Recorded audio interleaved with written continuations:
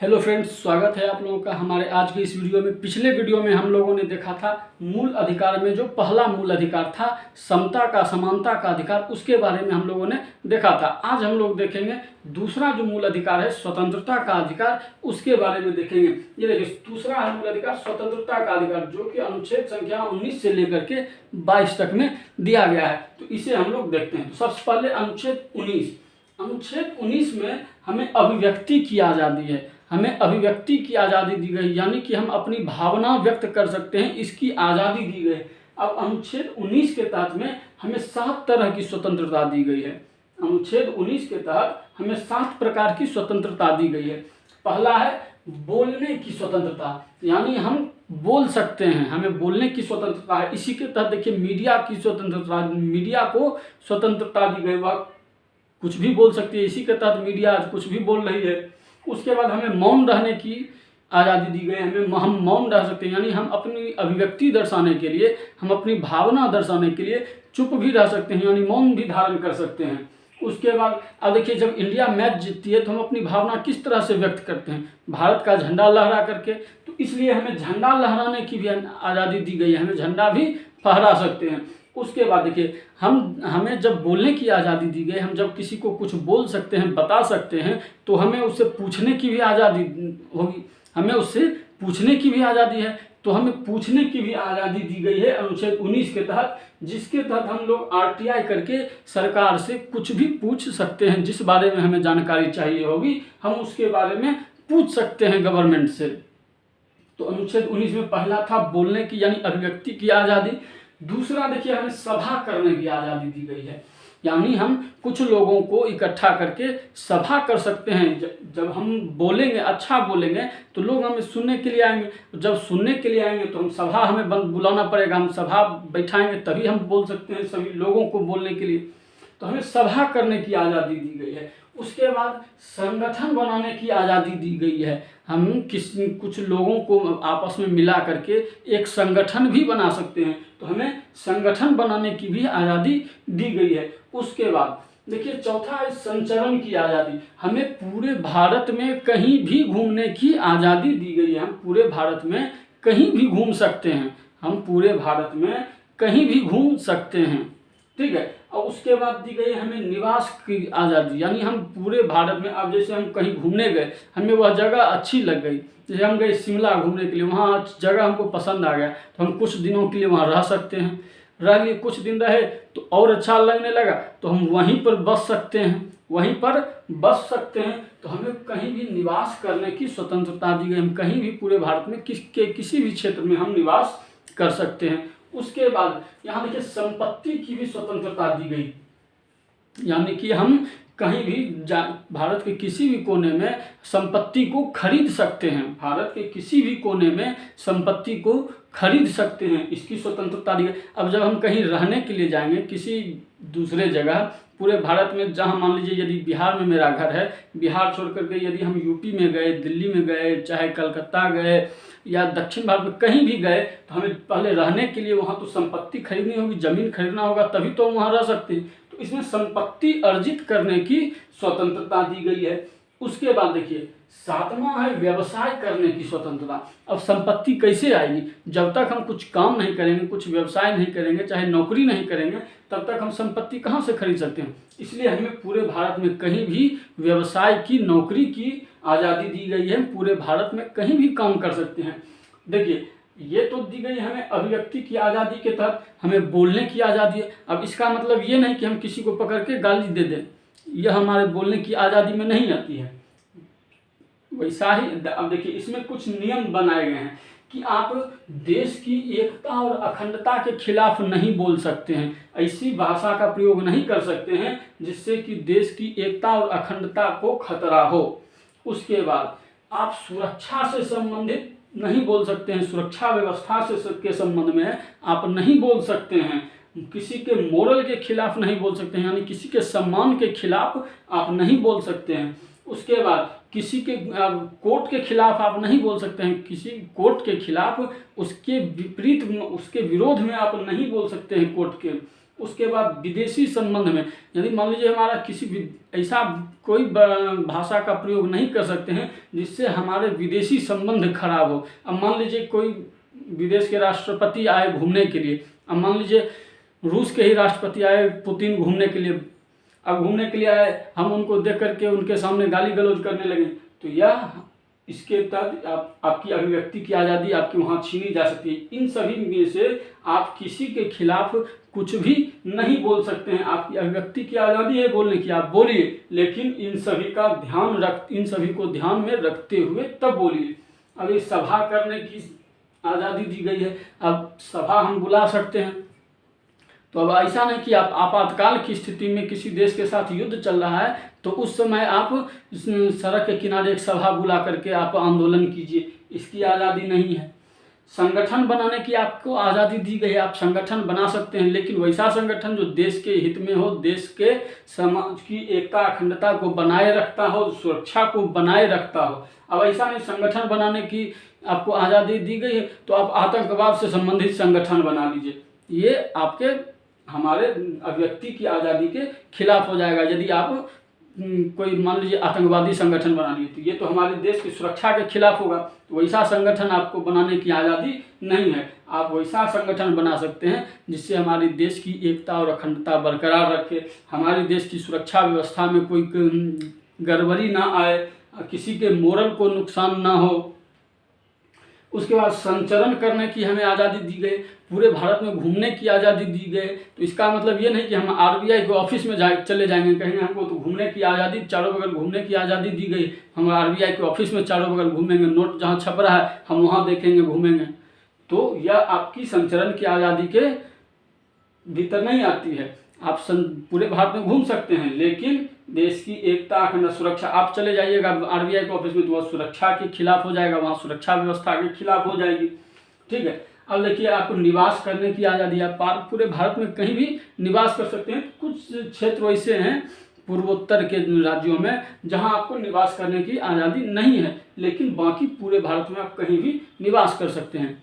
अब देखिए संपत्ति का अधिकार, संपत्ति का अधिकार ये हमारा पहले मूल अधिकार था, अब यहाँ से भी इस संपत्ति के अधिकार को समाप्त कर दिया गया है। अब देखिए दो जगह संपत्ति का अधिकार है, एक तो हम यहाँ पढ़ रहे हैं कि अनुच्छेद 19 के 6 में संपत्ति का अधिकार दिया गया है जो कि समाप्त हो गया है ये।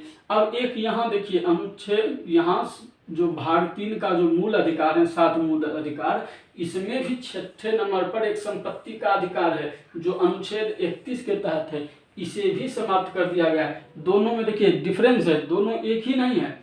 यह अनुच्छेद 19 के 6 में दिया गया है संपत्ति का अधिकार, और ये अनुच्छेद 31 में है संपत्ति का अधिकार। देखिए दोनों में अंतर क्या है। यहाँ जो अनुच्छेद 19 के 6 में दिया गया है, यहाँ अभी हमने आपको बताया कि यह वह वैसा संपत्ति है जो आप अर्जित करेंगे, जो आप स्वयं खरीदेंगे, जो आप स्वयं अर्जित करेंगे, वैसी संपत्ति यहाँ है।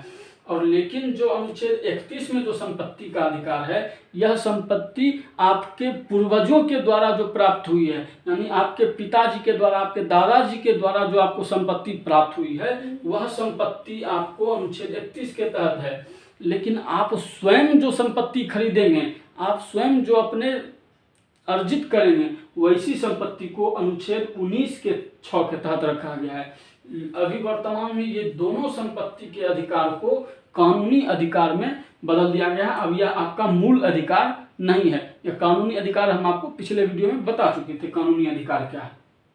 ठीक है, तो 19 के तहत हमें अभिव्यक्ति की आज़ादी है, जिसमें हम बोलने की आज़ादी है, हम बोलेंगे। अच्छा देखिए इसको याद करने का तरीका क्या है, इसमें 6 तरह की आज़ादी है। संपत्ति का अधिकार तो अब समाप्त हो गया। अब देखिए बोलने का, सभा करने का, संगठन करने का, संचरण, घूमने का, निवास का और व्यवसाय का। अब देखिए इसको याद कैसे रखना है। अभिव्यक्ति की आज़ादी में अनुच्छेद 19 में 6 प्रकार की आज़ादी दी गई। पहला बोलने की आज़ादी, हम बोल सकते हैं। अब हम अच्छा अगर बोलेंगे तो लोग हमें सुनने के लिए आएंगे, लोग अगर हमें सुनने के लिए आएंगे तो हम सभा कर सकते हैं। दूसरा सभा करने की आज़ादी, अगर हम सभा कर रहे हैं, अच्छा हमें अच्छी तरह से लोग सुन रहे हैं तो हम एक सभा, लोग जुट रहे हैं सभा में तो हम एक संगठन बना सकते हैं। तीसरा है संगठन की आज़ादी। अब जब हमने संगठन बना लिया तो उस संगठन के प्रचार के लिए हम पूरे भारत में घूमेंगे, तो घूमने की आज़ादी, ठीक है। उसके बाद पूरे भारत में हम कहीं भी घूमेंगे उस संगठन के प्रचार के लिए। उसके बाद हम कहीं भी रह सकते हैं, प्रचार करने के लिए कहीं भी रुक सकते हैं, कहीं भी आ जा सकते हैं। उसके बाद व्यवसाय की भी हमें स्वतंत्रता दी गई, हम किसी भी प्रकार का व्यवसाय कर सकते हैं। अब देखिए, इस व्यवसाय में ऐसा कोई व्यवसाय आप वैसा कीजिए जिससे देश की सुरक्षा को खतरा ना हो, एकता अखंडता को खतरा ना हो। पता चला कि आप बम बनाने का फैक्ट्री खोल लिए तो यह हमारी देश की सुरक्षा के खिलाफ हो जाएगा। तो इसलिए आप वैसा कोई भी इसके अंदर कोई भी वैसा व्यवहार नहीं कर सकते हैं जो कि देश की सुरक्षा, एकता अखंडता, किसी के मोरल के खिलाफ हो, किसी कोर्ट के अवमानना के क्यों हो या किसी विदेशी संबंध में हो। ऐसी कोई बात आप नहीं कर सकते हैं। बाकी आप इन सभी आपके पास ये 6 प्रकार की स्वतंत्रताएं दी गई हैं। उसके बाद देखिए अनुच्छेद 20 कहता है कि दोष सिद्धि से संरक्षण। अनुच्छेद 20 कहता है दोष सिद्धि से संरक्षण। अब इसमें देखिए 3 बातें कही गई हैं। इसमें 3 बातें कही गई हैं कि एक अपराध के लिए एक बार ही आपको सजा दी जा सकती है। आप यदि कोई अपराध किए हैं, मान लीजिए आपकी किसी का मर्डर कर दिए हैं या किसी के यहाँ डाका डाले हैं, डकैती किए हैं या चोरी किए हैं, आपको अगर कोर्ट ने 10 साल की सज़ा सुना दी, आपको कोर्ट ने 10 साल की सज़ा सुना दी। अब आप जब 10 साल की सज़ा समाप्त करके आएंगे तो उसके बाद आपको अपने पिछले काम के बदले में, पिछले गुनाह के बदले में आपको फिर से दोबारा नहीं सज़ा दी जा सकती है। जिसके लिए आपको एक बार सज़ा दी जा चुकी है उसके लिए आपको दोबारा सज़ा नहीं दी जा सकती है। यानी यदि एक बार कोर्ट ने आपको 10 साल की सज़ा सुना दी तो आपने 10 साल का सज़ा काटा, उसके बाद आप रिहा हो करके आ गए, तो अब आपके उसी बात के लिए कि आपने क्राइम किया है, आपने किसी का मर्डर किया है, आप वही है ना जिसने एक बार मर्डर किया था, चलो फिर से तुमको जेल लेके जाते हैं। ऐसा नहीं हो सकता है। यानी आप यदि एक अपराध के लिए आपको सिर्फ एक बार ही दंडित किया जा सकता है, दोबारा उस अपराध के लिए आपको सज़ा नहीं दी जा सकती है, ठीक है। उसके बाद देखिए इसी में दूसरा कहा है कि सज़ा अपराध के समय के कानून के हिसाब से दी जाएगी। यानी मान लीजिए कि अभी 2022 में किसी का सर फोड़ दिया, अभी 2022 में किसी ने हाथ तोड़ दिया और 2022 में कानून है कि हाथ तोड़ने की सज़ा है 1 साल की कारावास, हाथ तोड़ने का सज़ा है कि 1 साल की जेल। अब ऐसा तो है नहीं कि सज़ा आपको तुरंत मिल जाती है, कि कोर्ट में जब प्रोसेस चलता है तो लगभग 4 साल 5 साल लग जाता है। अब यदि आपको 5 साल बाद, अभी मान लीजिए 2022 में कोई अपराध किया है, 2026 में कोर्ट में उसकी सुनवाई हो रही है और उस समय मोदी जी ने कानून चेंज कर दिया कि हाथ तोड़ने के बदले फांसी की सज़ा। तो जज ऐसा थोड़ी कहेगा कि आपने हाथ तोड़ा है, अभी देखिए कानून में क्या कह रहा है कि हाथ तोड़ने की सज़ा है फांसी। तब वह व्यक्ति कह सकता है कि जज साहब देखिए, कहा गया है संविधान में कि सज़ा अपराध के समय के कानून के हिसाब से ही दिया जाएगा। यानी हमने जो हाथ तोड़ा था वह 2022 में तोड़ा था, तो आप 2022 में जाकर के देखिए कि उस समय हाथ तोड़ने की जो सज़ा थी वह क्या थी। तो हाथ तोड़ने की सज़ा 1 साल थी, तो आपको सिर्फ 1 साल की ही सज़ा मिलेगी, 1 साल का ही आपको जेल होगा, ना कि आपको फांसी होगा। यानी जिस समय आपने अपराध किया है, जिस समय किया है उस समय जो कानून लागू है उसी के आधार पर आपको सज़ा दी जाएगी, चाहे वह सज़ा आपको 20 साल बाद ही क्यों ना दी जा रही हो। लेकिन जिस समय आपने क्राइम किया है उसी समय के कानून के हिसाब से आपको सज़ा दी जाएगी।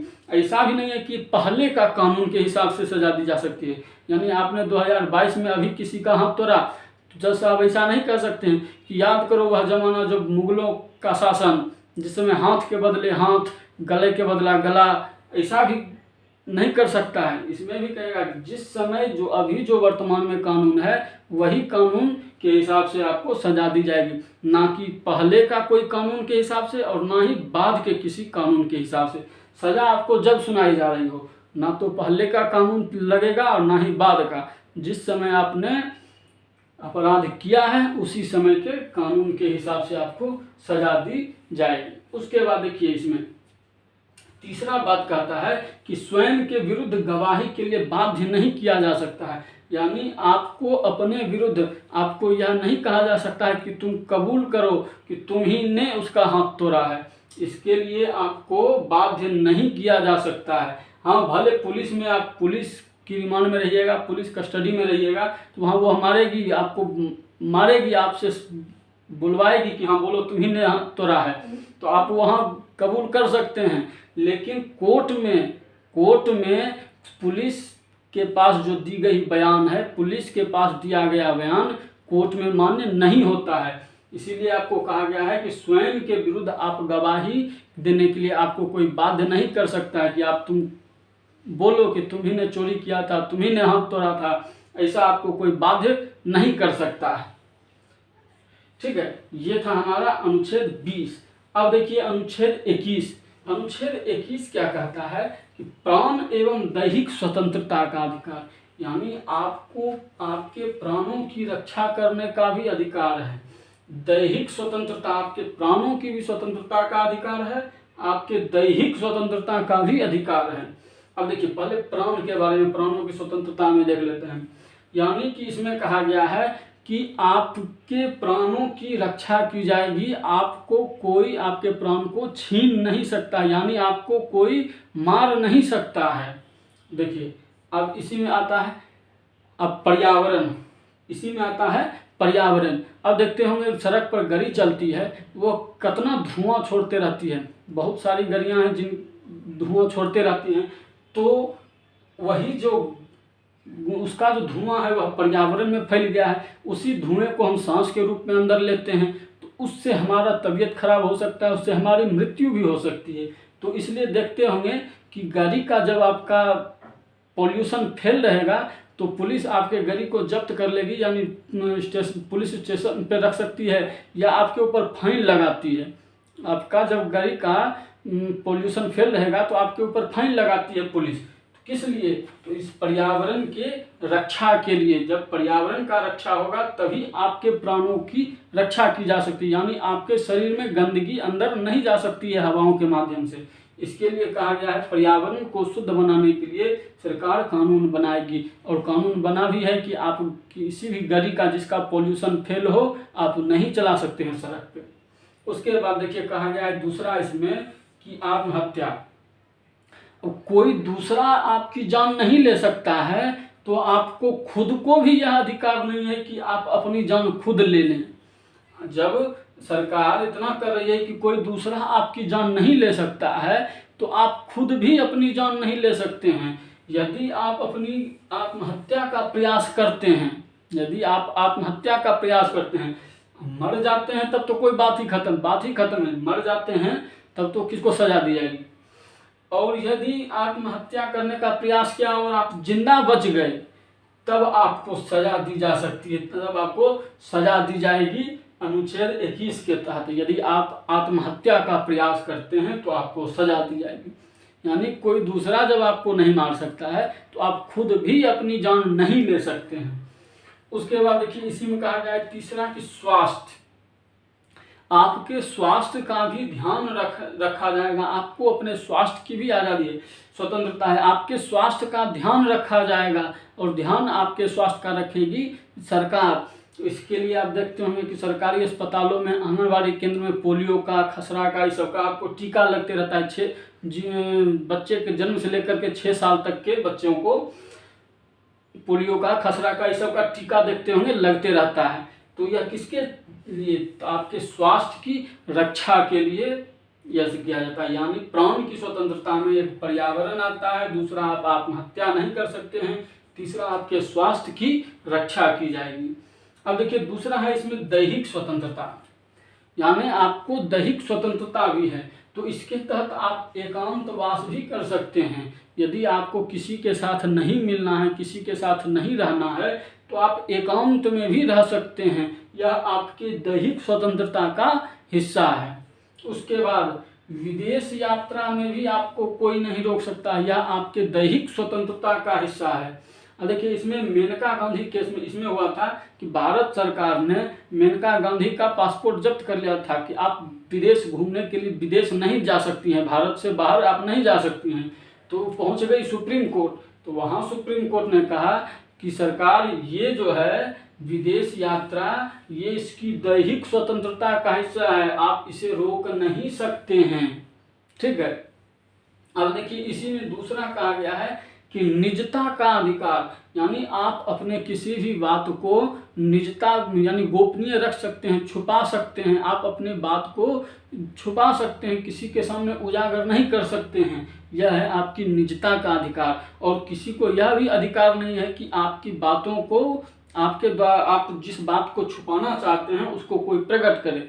इसमें देखिए आप किसी की फोन रिकॉर्डिंग को सुनना, किसी के फोन रिकॉर्डिंग को सुनना, कॉल रिकॉर्डिंग को सुनना, यह भी निजता के अधिकार के खिलाफ है। इसके खिलाफ ये भी आपकी निजता का अधिकार है। आपकी यदि कोई फोन रिकॉर्डिंग आपका वायरल कर देता है तो आप इसके खिलाफ सुप्रीम कोर्ट में जा सकते हैं, आप कोर्ट में न्यायालय में जा सकते हैं इस निजता के अधिकार के हनन पर में।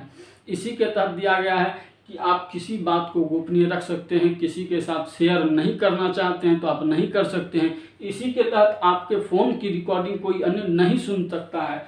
इसी के तहत आपके फ़ोन का पासवर्ड भी कोई दूसरा नहीं मांग सकता है। यदि आप नहीं देना चाहते हैं, आप छुपाना चाहते हैं, आप ये नहीं देना चाहते हैं अपना पासवर्ड, तो आपका पासवर्ड कोई ज़बरदस्ती आपसे नहीं मांग सकता है। यह आपका निजता का अधिकार है। ठीक है। अब देखिए ये हो गया हमारा अनुच्छेद 21। अब देखते हैं 21 में एक और बात कही गई, 21 का क। इसमें कहा गया है शिक्षा का अधिकार। इसमें जो है दिया गया है शिक्षा का अधिकार, यानी 6 से 14 वर्ष तक के बच्चों को 6 वर्ष से लेकर के 14 वर्ष तक के बच्चों को सरकार मुफ्त में शिक्षा देगी। शिक्षा के अधिकार के तहत 21 के क के तहत 6 से 14 वर्ष तक के बच्चों को सरकार मुफ्त में शिक्षा देगी। ये जो है 86वां संविधान संशोधन 2002 के द्वारा हमारे मूल अधिकार में जोड़ा गया है 21 के क के तहत। इसमें कहा गया है कि सरकार आपके बच्चों को 6 से 14 वर्ष तक के बच्चों को मुफ्त में शिक्षा देगी। इसी के तहत आप देखते होंगे कि मिडिल स्कूल, प्राइमरी स्कूल या हाई स्कूल, इस सब में 10वीं तक के बच्चों को मुफ्त में पढ़ाया जाता है। 9वीं क्लास तक के बच्चों को मुफ्त में पढ़ाया जाता है। उसे किसी प्रकार का फीस, किसी तरह का फीस नहीं लिया जाता है गवर्नमेंट स्कूल में। ठीक है ना, वो 21 के क के तहत। अब देखिए अनुच्छेद 22। अनुच्छेद 22 दो बात कहता है कि गिरफ्तारी और निरोध से संरक्षण, गिरफ्तारी और निरोध से संरक्षण। इसमें देखिए दो बात आता है, एक होता है दंडात्मक और एक होता है निवारक निरोध। तो सबसे पहले हम लोग देखते हैं इस गिरफ्तारी में, जो कि दंडात्मक में है, इसके बारे में देखते हैं। इसमें कहा गया है कि जब भी पुलिस, जब ये जो है ये तब लागू होगा जब आपने कोई क्राइम कर दिया है, यानी किसी कहीं चोरी कर लिया या कहीं डकैती कर डाका डाल दिया या किसी का मर्डर कर दिया या किसी का हाथ पैर तोड़ दिया, तो उसके बाद यह लागू किया जाता है कि आपने जब चोरी की है या मर्डर किया है, तो इसमें सब पुलिस जब आपको पकड़ने के लिए आएगी तो उसे वारंट दिखाना पड़ेगा कि आपके खिलाफ वारंट लाएगी, तभी आपको वह पकड़ के ले जा सकती है। यह जो है अब कुछ मामलों में वह आपको वारंट नहीं भी दिखा सकती है, जैसे आपने किसी का घर उजाड़ दिया, किसी को गोली मार दी, किसी की हत्या कर दी, तो उस संबंध में आपको वारंट नहीं दिखाएगी, पहले आपको पकड़ के ले जाएगी। लेकिन यदि कोई छोटा मोटा बात हुआ है, यानी कहीं चोरी कर दिए, कहीं चोरी हो गया, कहीं डकैती कर दिए या किसी का हाथ पैर तोड़ दिए, तो उसमें आपको उसके लिए उसको वारंट दिखाना होगा, तभी वह आपको पकड़ के ले जा सकती है। आपको पकड़ने से पहले पुलिस आपको वारंट दिखाएगी। उसके बाद इसी में कहा गया है कि 24 घंटा के अंदर उसे आपको 24 घंटा के अंदर वह आपको किसी न्यायालय में उपस्थित करेगी, किसी मजिस्ट्रेट के सामने उपस्थित करेगी। अब इस 24 घंटा में आने जाने के समय को छोड़ करके, यानी थाना से जो कोर्ट के बीच की दूरी है, वहाँ जो जाने में समय लगा है, उस समय को छोड़ करके 24 घंटा के भीतर उसे वहाँ कोर्ट में उपस्थित करना होगा, जिसे वह पकड़ के ले गई। यदि आपको कोई पकड़ता है तो उसके लिए वारंट दिखाना होगा उसे पहले में। उसके बाद वह आपको 24 घंटे के भीतर किसी नज़दीक के न्यायालय में आपको पेश करेगी। किसी न्यायालय में, नज़दीक के न्यायालय में वह आपको उपस्थित कराएगी 24 घंटे के अंदर, जिसमें जाने आने के समय को छोड़ करके। उसके बाद इसमें क्या है कि आपको अपनी पसंद का वकील रखने की आज़ादी है। आप जिसे चाहें उसे अपना वकील चुन सकते हैं। आप जिसे चाहे उसे अपना वकील चुन सकते हैं। अब देखिए इसमें कहा गया है, ये तो हो गया हमारा कि जब भी आपको गिरफ्तारी की जाएगी, यानी दंडात्मक के तौर पर, यह कब लागू होगा, तो जब आपने कोई अपराध कर दिया है, तो अपराध करने के बाद तो आपको पकड़ने से पहले वारंट दिखाएगी। उसके बाद 24 घंटे के भीतर आपको किसी मजिस्ट्रेट के सामने पेश करेगी। आपको अपनी पसंद का वकील रखने की आज़ादी देगी। आप अपने किसी भी अपने पसंद से, अपनी इच्छा से कोई भी वकील पर रख सकते हैं। उसके बाद यदि आपके पास वकील नहीं है, आप सक्षम नहीं है वकील को रखने में, तो आपको सरकार सरकारी वकील देगी, जो कि जिसे कि पैसे सरकार देती है। वह सरकार जिसे नियुक्त करेगी आपका केस लड़ने के लिए, वह वकील आपका केस लड़ेगा इसमें, इसके तहत। अब देखिए इसमें आता है एक और है निवारक निरोध। इसमें एक आता है निवारक निरोध। अब देखिए इसमें क्या है कि इसमें जब आपको पकड़ेगी, इसके तहत जब आपको गिरफ्तार किया जाएगा, तो कोई वारंट नहीं दिखाना है उसे। आपको शक इसके आधार पर जब आपको पकड़ेगी, तो इसे आपको क्राइम करने से पहले ही इसके आधार पर पकड़ा जाता है। निवारक निरोध के अंदर जिसे पकड़ा जाता है, उसे क्राइम करने से पहले ही पकड़ा जाता है। और आपको वह कोई बिना वारंट दिखाए आपको पकड़ सकती है। बिना वारंट दिखाए वह आपको पकड़ेगी।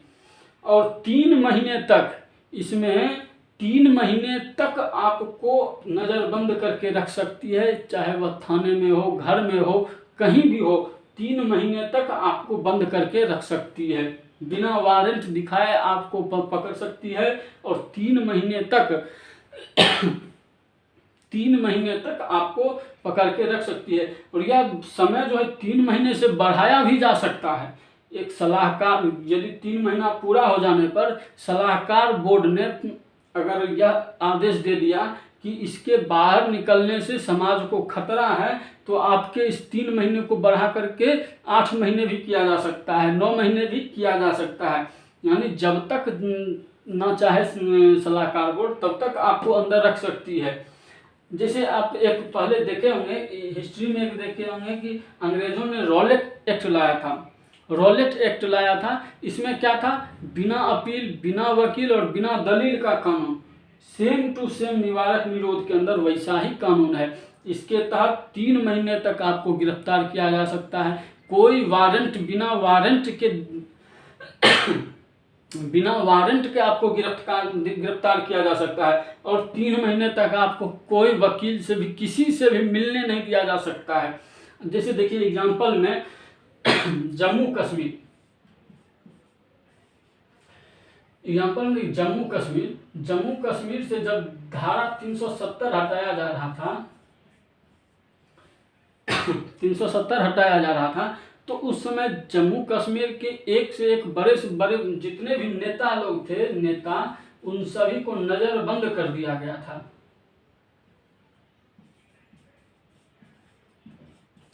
सभी को नजरबंद कर दिया गया था। क्यों, किसके तहत, तो इसी के तहत, निवारक निरोध के तहत। इसके तहत क्या होता है कि आपको क्राइम करने से रोकना होता है।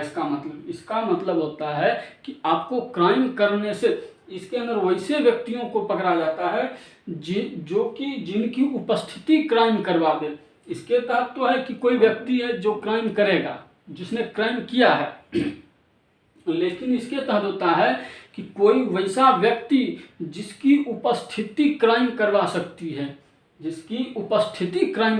अब जैसे देखिए जम्मू कश्मीर में जब 370 हटाया जा रहा था, वहाँ के बड़े बड़े जितने भी नेता थे सभी को नज़रबंद कर दिया गया। क्यों, क्योंकि इन लोगों की जो बोली थी, इन लोगों की बोली ही वहाँ पर में खतरा पैदा कर सकती थी। इन लोगों को अगर नज़रबंद नहीं किया जाता तो ये लोग खुद नहीं बंदूक चलाते या खुद नहीं कुछ करते। ये लोग ऐसा भाषण देते जिससे कि वहाँ के जो जनता है, वहाँ की जनता के बीच आपसी मारकाट शुरू हो जाता। यानी इसके तहत आप वैसे व्यक्तियों को गिरफ्तार किया जाता है जिनकी उपस्थिति क्राइम करवा दे। कोई वैसा व्यक्ति, यानी मान लीजिए कोई हम सभा कर रहे हैं, सभा में कोई वैसा व्यक्ति पहुंच गया कि जिसके आने से वहां पर उस सभा में तहलका मतलब मारकाट शुरू हो सकता है, तो वैसे व्यक्तियों को बिना वारंट के, बिना किसी अपील के, बिना किसी दलील के उसे पकड़ के बंद किया जा सकता है, नज़रबंद किया जा सकता है। तो इसके तहत निवारक निरोध के तहत किसी भी व्यक्ति को बिना अपील के, बिना वारंट के अंदर किया जा सकता है। 3 महीने तक उसे रखा जा सकता है। 3 महीने के बाद भी जब सलाहकार कमेटी यदि कह दे कि नहीं, इसको यदि छोड़ा गया बाहर तो यह और भी ज़्यादा खतरनाक हो जाएगा, तो फिर आपको और अधिक समय के लिए नज़रबंद किया जा सकता है, यानी आपको बंद हिरासत में रखा जा सकता है। यह same to same Rowlatt Act के समान है, जिसमें बिना वकील, बिना अपील और बिना दलील का जो कानून था, सेम टू सेम उसी के समान है, जिसे अभी भारत में निवारक निरोध के तहत रखा है। इसके तहत कई सारे कानून बनाए गए थे। मीसा, पोटा, टाडा, इस सब तरह के कितने कानून बनाए गए थे। लेकिन अभी जो है वर्तमान में NSA ये वर्तमान में लागू है, जिसे राष्ट्रीय सुरक्षा कानून, राष्ट्रीय सुरक्षा कानून अभी वर्तमान में लागू है। एक और कानून है वह भी लागू है, और अन्य जो भी थे मीसा, टाडा, पोटा, ये सब अभी समाप्त कर दिए गए। ये आए थे लेकिन ये सब समाप्त कर दिए गए। तो जो समाप्त हो गए, जो अभी तक अभी लागू नहीं है, उसके बारे में हमें ज़्यादा नहीं ध्यान देना है। जो अभी लागू है उसके बारे में हमें देखना है। तो राष्ट्रीय सुरक्षा कानून ये अभी लागू है, ठीक है, इसी निवारक निरोध के तहत। इसमें क्या है कि यदि आप कोई गलत काम करते हुए पकड़े जाते हैं, यानी आप कोई भी वैसा काम जिसमें निवारक निरोध के तहत आपको पकड़ा जा सकता है, NSA राष्ट्रीय सुरक्षा कानून के तहत आपको निवारक निरोध में रखा जा सकता है, यानी बिना वारंट के आपको पकड़ा जा सकता है, नज़रबंद किया जा सकता है, ठीक है। तो ये हम लोगों ने देखा आज हमारे स्वतंत्रता का अधिकार। एक बार फिर से हम इसे शुरू से लास्ट तक एक बार फिर से रिकॉल कर लेते हैं। अनुच्छेद 19 क्या कहता है? तो अभिव्यक्ति की आज़ादी, जिसके अंदर हमें बोलने की, सभा करने की, संगठन करने की, संचरण करने की, निवास करने की और व्यवसाय करने की स्वतंत्रता दी गई है अनुच्छेद 19 में। अनुच्छेद 20 में दोष सिद्धि से संरक्षण, यानी जब तक अदालत, जब तक न्यायालय किसी को दोषी न करार कर दे, किसी को सजा न सुना दे, तब तक आप वह व्यक्ति दोषी नहीं कहलाएगा। जिसके लिए जिसमें 3 शर्त दी गई है कि एक अपराध के लिए केवल एक बार ही आपको सजा दी जा सकती है, और सजा उसी समय के कानून के हिसाब से दी जाएगी जिस समय आपने अपराध किया हो, और स्वयं के विरुद्ध आपको गवाही देने के लिए बाध्य नहीं किया जा सकता है। उसके बाद है अनुच्छेद 21, जिसके तहत आपको प्राण एवं दैहिक स्वतंत्रता का अधिकार प्राप्त है, यानी सरकार पर्यावरण को साफ रखेगी जिससे आपके जीवन की रक्षा हो, आप आत्महत्या नहीं कर सकते हैं, आपके स्वास्थ्य का ध्यान सरकार रखेगी, आपको एकांत का अधिकार है, विदेश यात्रा का अधिकार है, किसी व्यक्ति किसी चीज़ को निजता का अधिकार है, कोई व्यक्ति चीज़ आप छुपा सकते हैं, किसी से भी आप निजी रख सकते हैं। उसके बाद है 21 का कॉल, जिसमें शिक्षा का अधिकार है, जो कि 6 से 14 वर्ष तक के बच्चों को मुफ्त में दिया जाना है। उसके बाद है अनुच्छेद 22, जिसके तहत गिरफ्तारी और निरोध से संरक्षण है। गिरफ्तारी में है दंडात्मक, जिसके तहत आपको पकड़ने के लिए वारंट दिखाना होगा, 24 घंटे के अंदर आपको कोर्ट में पेश करना होगा, आप अपनी पसंद के वकील को रख सकते हैं।